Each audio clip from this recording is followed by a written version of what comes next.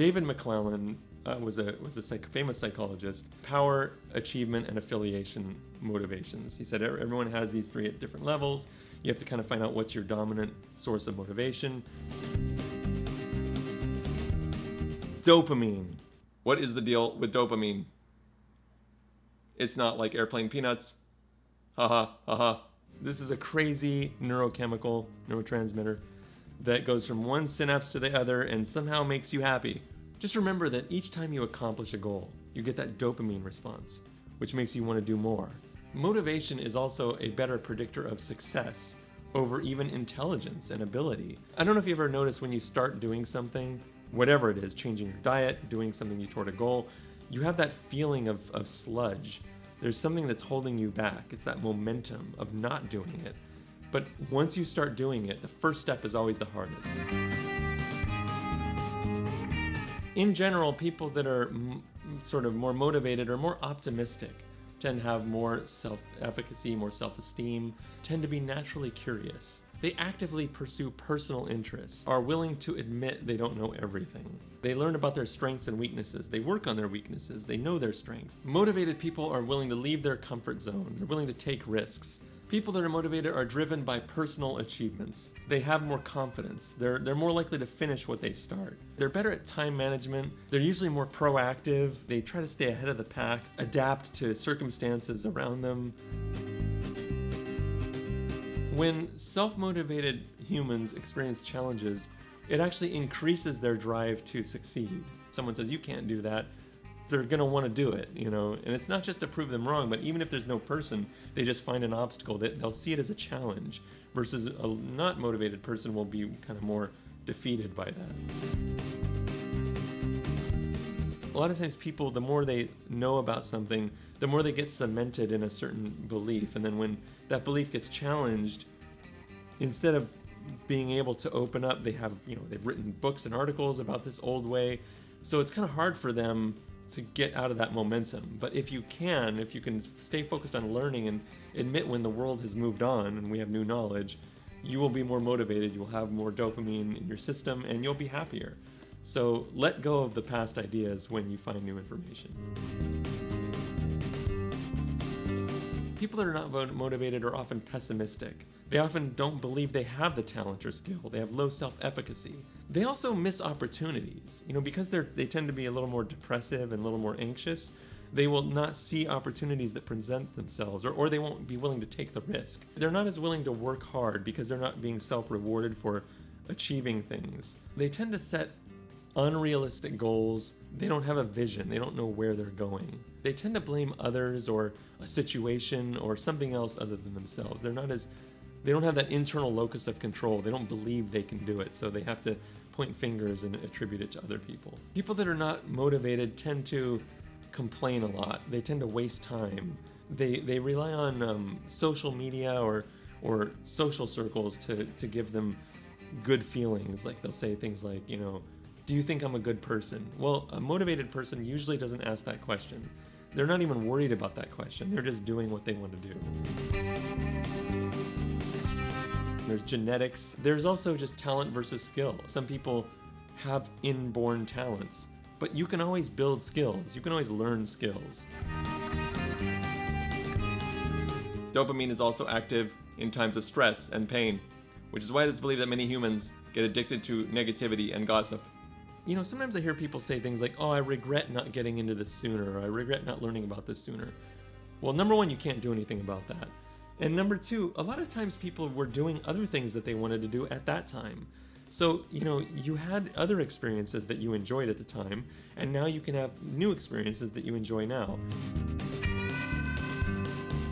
People really work well when they have a purpose or a meaning to their activities or their life. Dopamine follows the mesolimbic pathway, aka reward pathway. Dopamine becomes a conditioned stimulus. It is released before we receive a reward, so that it motivates the behavior that is likely to cause the positive reward and encourages us to avoid negative stimuli. The nucleus accumbens. It is a part of the brain that is responsible for the reward systems. It processes rewarding stimuli. Activation of the nucleus accumbens has shown to occur in the anticipation of the effectiveness of a drug, such as placebo. Humans are particularly susceptible to placebo. Dopamine is a primary source of making a decision to do things like human exercise, especially after the human becomes addicted to the positive feeling from exercise, hence adrenaline junkies. So first, focus on your goals. Focus on results. Okay, that's the number one thing. The next thing is set incremental goals so that you can have those little successes along the way. Each time you make a little achievement and make a little success, you actually will get dopamine in your brain, make yourself happy, make yourself more motivated, increase your productivity. Another thing you want to do is change your thoughts of I have to do this to I want to do this. Intrinsic motivation is much more powerful than extrinsic motivation. Intrinsic motivation meaning it comes from within, it's just something you want to do. Versus extrinsics where you're getting paid for it, you have a job, or you have to do it, you're not going to like it as much. In fact, if you're intrinsically motivated to do something and then you start getting extrinsic rewards for it, it will decrease your intrinsic motivation, which is a big problem when you do what you love for work and then suddenly it becomes work and you suddenly like it less.